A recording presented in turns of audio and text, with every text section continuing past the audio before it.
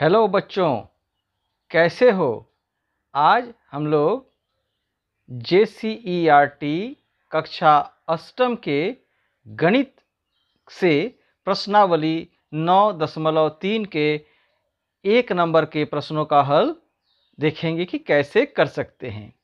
तो देख सकते हैं इसमें हम लोग को क्या करना है, चक्रवृद्धि ब्याज और कुल राशि। देखो हम लोग निम्नलिखित प्रश्नों का कुल राशि, मिश्रधन एवं चक्रवृद्धि ब्याज सूत्र का उपयोग किए बिना ज्ञात कीजिए, है ना। तो जैसे पहला प्रश्न है, 4,000 का 2 वर्ष के लिए 5% वार्षिक ब्याज की दर से वार्षिक रूप से में संयोजित होती है। उस स्थिति में हमें मिश्रधन और चक्रवृद्धि ब्याज ज्ञात करना है। तो सूत्र से तो हम ज्ञात कर सकते हैं, लेकिन सूत्र का उपयोग किए बिना यहाँ पर ज्ञात करने के लिए बोला गया है। तो इसके चारों प्रश्नों का हल आज हम लोग करेंगे, देखेंगे कि कैसे इसके प्रश्नों का हल होंगे। तो हम लोग यहाँ पर देख रहे हैं कि रुपया 4,000 का 2 वर्ष के लिए 5% वार्षिक ब्याज की दर से वार्षिक रूप से संयोजित होने पर हमें निकालना है। तो यहाँ दिखाई पड़ रहा है बच्चों, और तो हम लोग यहाँ पर हल इसका करते हैं। पहले वर्ष का ब्याज, सबसे पहले बच्चों हमें पहले वर्ष का ब्याज ज्ञात कर लेना है। यहाँ पर हमें मिश्रधन और चक्रवृद्धि ब्याज को ज्ञात करने के लिए दिया गया है, तो परंतु हमें सीधे इसका सूत्र का प्रयोग न करते हुए जो है पहले वर्ष का ब्याज, जो सूत्र है साधारण ब्याज का, उसे हमें यहाँ प्रयोग करना है। सूत्र होता है P × R × T, मूलधन गुने दर गुने समय बटा 100। तो यहाँ पर हम लोग लिखेंगे मूलधन कितना है हमारे पास 4,000 रुपया, और दर कितना है 5%। समय लेकिन यहाँ पर हमें 2 वर्ष का नहीं लिखना है, यहाँ पर हम लोग क्या लिखे हैं पहले वर्ष का, तो यहाँ पहला ही एक ही लिखना है, बटा हमें 100 लिखना है।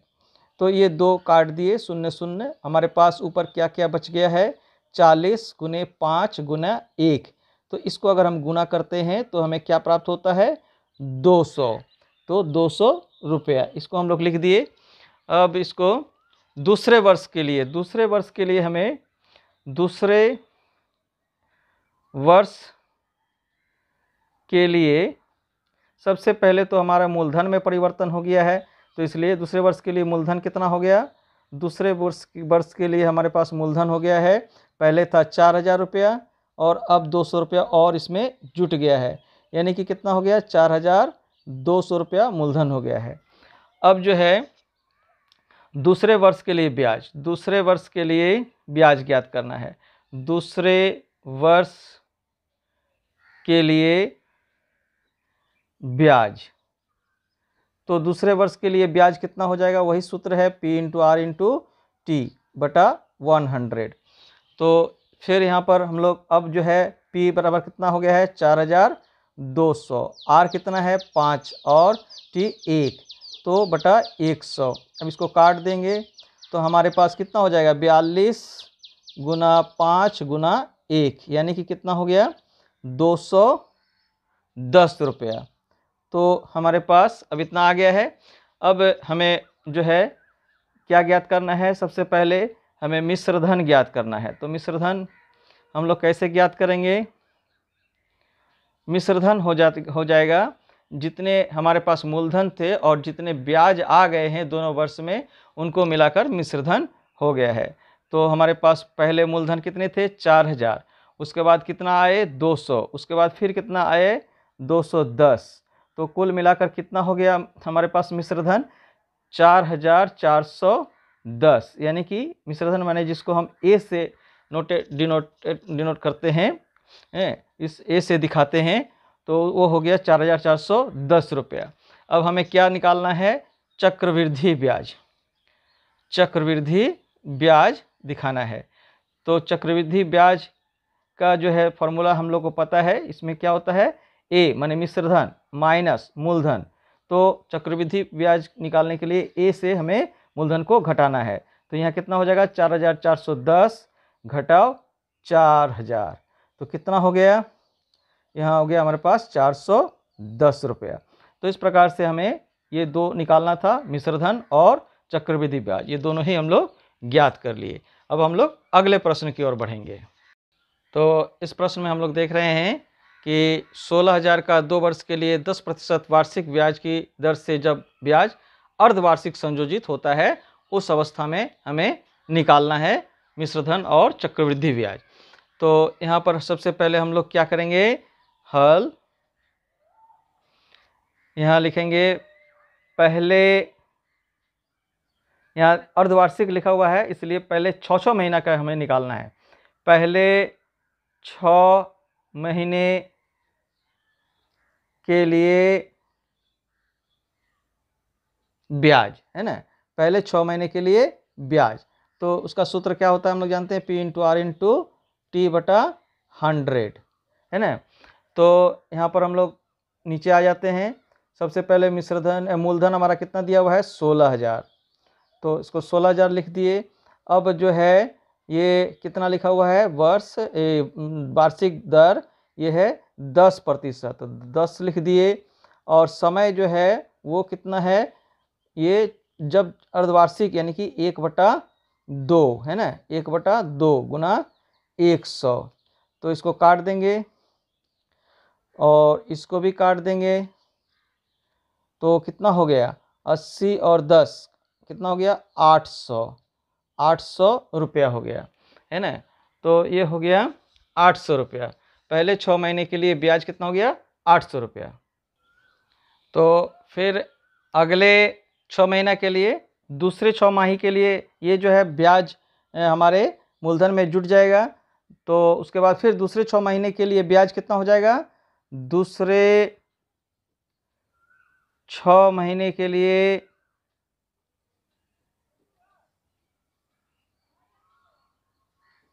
ब्याज, तो इसका भी वही सूत्र से हमें ज्ञात करना है, P into R into T बटा 100। तो हमें फिर यहाँ पर क्या करना है, 16,000 में 800 को जोड़ के यहाँ ब्याज हमारे मूलधन को पहले लिखना है 16,800। फिर यहाँ पर दर कितना हो जाएगा 10 और समय जो है 1/2 यानी कि अर्धवार्षिक गुना 100। फिर काट देना है हमको, ये 0 0 काट दिए और इसको भी हम काट देते हैं, 8 दूनी 16 और ये हो गया 4 है ना। तो अब कितना हो गया 84 गुना 10 गुना 1 बराबर 840 रुपया। यानी कि दूसरे 6 महीने के लिए ब्याज जो है कितना हो गया 840 रुपया।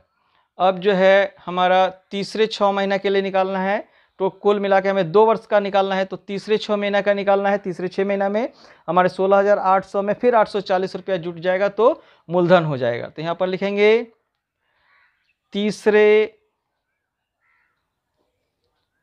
6 महीने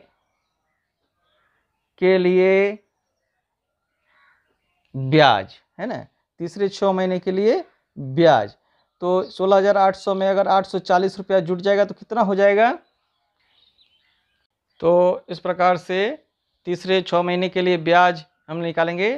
तो वो जो हमारे पास सबसे पहले ब्याज आया 800, उसको 16,000 में जोड़ दिए।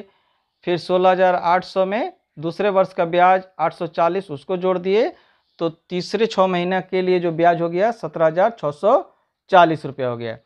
अब जो है हमें इसको भी काट कूट करना है, तो इसको काट देते हैं, ये 0 और ये 0 कट गया, ये 0 कट गया और इसको भी हम काट देते हैं, 8 दूनी 16 फिर 8 दूनी 16 और ये हो गया 2 दूनी 4 यानी कि 882 रुपया। अब जो है इसको हमें क्या करना है, चौथे वर्ष में फिर 17,640 में 882 को जोड़ देना है। तो ये हमारा चौथा वर्ष के लिए जो है हमारा मूलधन हो जाएगा 17,640 में किसको जोड़ेंगे 882 को, तो हमारे पास हो जाएगा 18,522 रुपया मूलधन। तो यहाँ पर लिखेंगे चौथे वर्ष के लिए, चौथे 6 महीने के लिए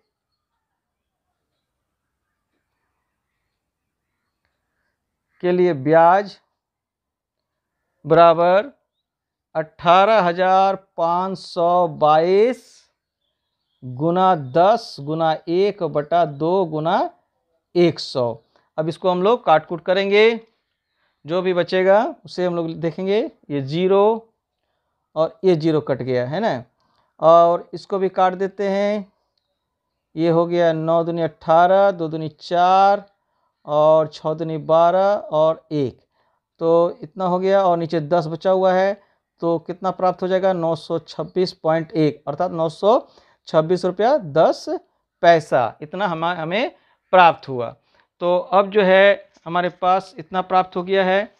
अब हमें मिश्रधन ज्ञात करना है, तो मिश्रधन माने सभी ब्याजों का जोड़ और मूलधन का जोड़, ये हो जाएगा हमारा जो है हमारा मिश्रधन। तो हम लोग यहाँ लिख लेते हैं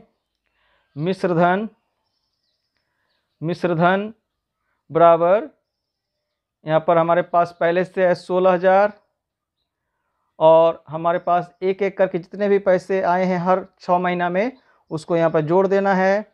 800, 840, 882 और 926 रुपया 10 पैसा, ये सारे को अगर हम जोड़ते हैं तो हमें कितना प्राप्त होगा?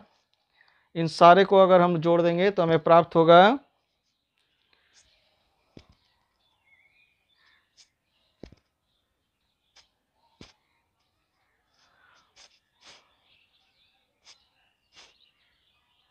19,448 रुपया, 19,448 रुपया 10 पैसा।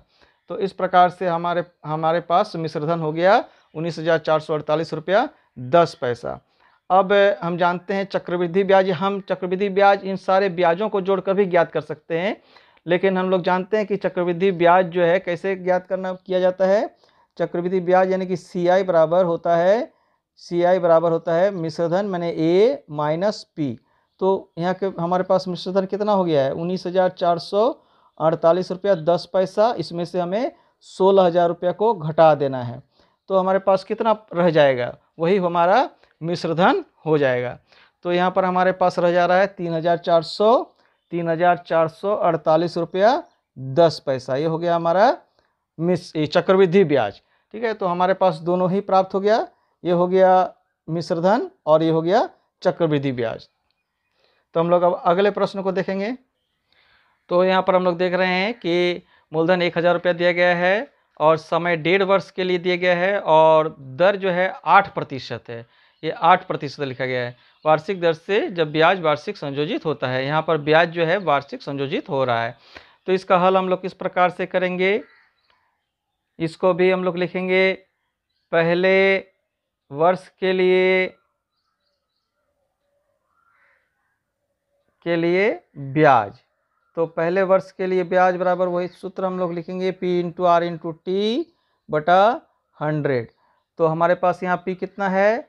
1,000 है ना, और दर कितना है? दर है 8 और समय 1 वर्ष का हमें पहले निकाल लेना है, और फिर नीचे भी 100, इसको काट देंगे तो हमारे पास क्या बचा? हमारे पास बचा ऊपर 10 गुना 8 गुना 1, यही बचा है, यानी कि कितना हो गया? इसको हम गुना कर देंगे तो हमारे पास हो जाएगा 80 रुपया।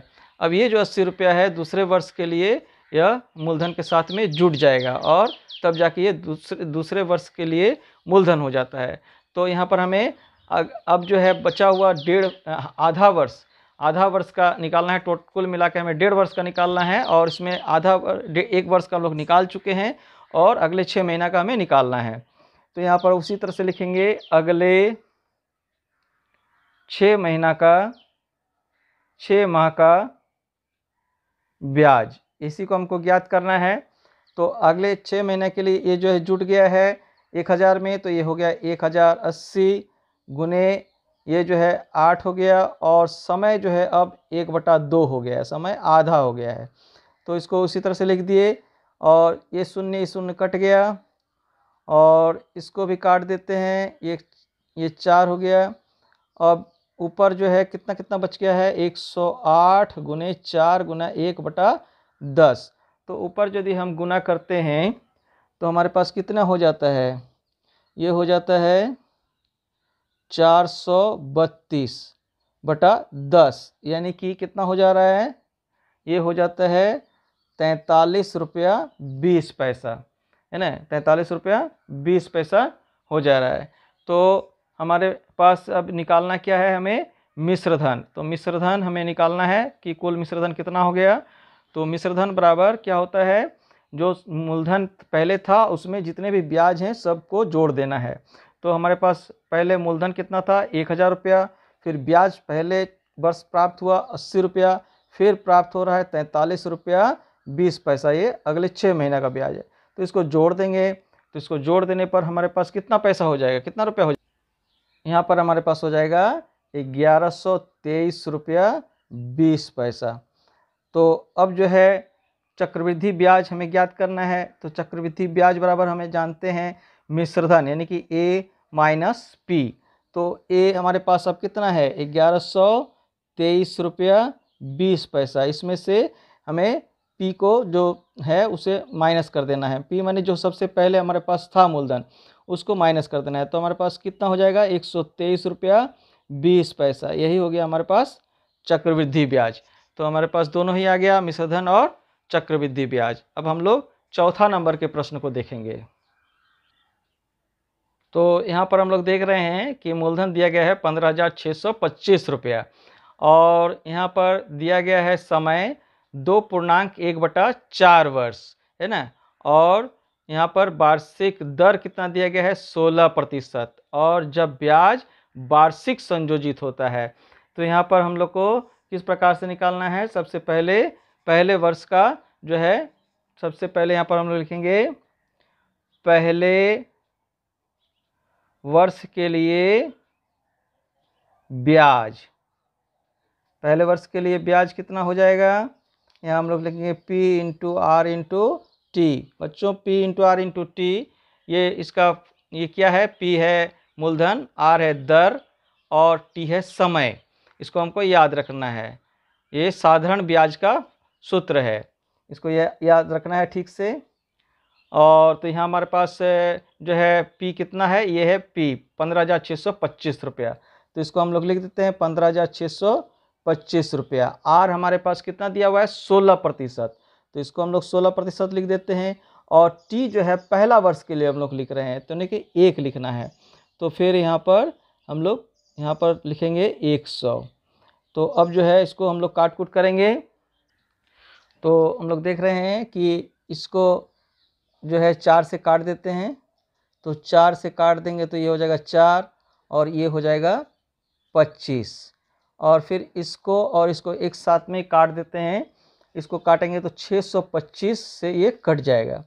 तो अब हमारे पास ऊपर क्या क्या रह गया, अब हम लोग थोड़ा सा इसको ऊपर हटाते हैं। 625 गुना 4 गुना 1, तो इसको हम गुना कर देते हैं। तो इसको गुना करने पर कितने प्राप्त होगा 2500 रुपया, है ना, 2500 रुपया प्राप्त होगा। अब बच्चों ये जो 2500 रुपया निकला उसको वो जो है मूलधन के साथ जुटकर अगले वर्ष के लिए वो मूलधन हो जाएगा। तो यहाँ पर हम लोग दूसरे वर्ष के लिए ब्याज लिखेंगे। दूसरे वर्ष के लिए ब्याज, दूसरे वर्ष के लिए ब्याज। तो दूसरे वर्ष के लिए ब्याज यानी कि P into R into T बटा 100। अब जो है यहाँ पर हमारे पास पहले कितना था 15,625, और इसमें ये जुट गया है। तो ये जुटने से कितना हो गया, ये हमारे पास हो गया है 18,125, और आर कितना है, आर है 16 गुना 1/1 क्या है, मैंने दूसरे वर्ष है, दूसरा वर्ष का ब्याज निकाल रहे हैं बटा 100। फिर इसको क्या करेंगे 4 से काट देंगे और ये 25 से कट जाएगा, और ये फिर काट देंगे पूरा का पूरा, तो ये कितने से कट जाएगा 725 से, है ना। अब जो है हमारे पास क्या क्या बच गया है 725 गुना 4 गुना 1, और इसको गुना करेंगे तो कितना हो जाएगा, ये हो जा रहा है हमारे पास 2900 रुपया, है ना, ये हो गया 2900 रुपया। अब जो है ये तीसरे वर्ष के लिए ये 2900 और 18,125 इसको जोड़ देंगे तो ये जो है तीसरे वर्ष के लिए हमारा मूलधन हो जाएगा। तो हमें जो है पूरा तीसरा वर्ष का निकालना नहीं है, बल्कि केवल मात्र 1/4 वर्ष का ही निकालना है। तो 2.1/4 वर्ष का दिया गया है निकालने के लिए, तो उसी के अनुसार हमको निकालना है। तो चले हम लोग आगे लिखें। तो यहाँ पर लिखना है अगले 1/4 यानी कि तिमाही, अगले तिमाही के लिए ब्याज। तो अगले तिमाही के लिए ब्याज के लिए भी वही सूत्र हमें प्रयोग करना है जो सूत्र हम अब तक प्रयोग कर रहे हैं। तो उसके अनुसार अब हमें P कितना प्राप्त हुआ है, P जो है हमारे पास अब आ गया है 21,025 रुपया, है ना। 21,025 रुपया ये जो है हमारा P हो गया। मैंने तो हम लोग लिख रहे हैं अगले तिमाही के लिए ब्याज P × R × T बाई 100। यहाँ पर जो है हम लोग देखें कि 2900 जो है 18,125 के साथ जोड़ दिए तो P प्राप्त हो गया। फिर जो है दर 16 है और गुना 1, और ये जो है वर्ष हमारे पास ये कम हो गया है। अब समय कितना हो गया है 1/4, तो यहाँ पर हम 4 लिख देंगे। तो इसको 4 लिख देते हैं ठीक से। अब ये जो है कट जाएगा तो ये हो जाएगा 4, और अब जो है इस 100 को इसके साथ में 25 से काट देंगे, है ना। तो 4 यहाँ नीचे हो गया, और ये 21,025 है ये 841 से कट जा रहा है, और इसको भी काट देंगे। तो टोटल यहाँ पर हमारे पास कितना हो गया 841 रुपया बच गया। तो अब जो है हमें प्राप्त हो गया है सारे कुछ प्राप्त हो गया है। मिश्रधन हम यहाँ पर लिखेंगे मिश्रधन कितना प्राप्त हुआ, मिश्रधन बराबर प्राप्त हो गया है। सबसे पहले हमारे पास था 15,625 रुपया, फिर प्राप्त कितना हो गया, तो बच्चों यहाँ पर देखो हमें प्राप्त हो गया था 2500 रुपया, फिर हो गया था 2900 रुपया, फिर प्राप्त हुआ 841 रुपया। सारे को जोड़ देंगे एक एक करके, तो यहाँ हो गया 2500 रुपया, और फिर 2900 रुपया, फिर 841 रुपया। तो बच्चों इसको इस सारे को जोड़ने पर हमें कितना प्राप्त हो रहा है, तो हमें यहाँ प्राप्त हो रहा है 21,866 रुपया, है ना। तो ये प्राप्त हो गया। और अब जो है हमारे पास हमको क्या प्राप्त करना है, चक्रवृद्धि ब्याज यानी कि CI। तो CI जो है प्राप्त करना है, ये हम जानते हैं ये मिश्रधन से मूलधन को घटाने पर हमें प्राप्त हो जाता है।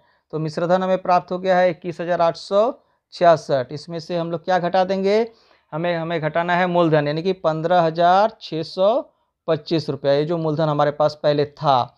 इसको घटाने पर हमें क्या प्राप्त हो जाएगा, तो इसको घटाने पर हमें प्राप्त हो रहा है 6,241 रुपया, 6,241 रुपया। तो ये था हमारे 9.3 प्रश्नावली के 1 नंबर का हल।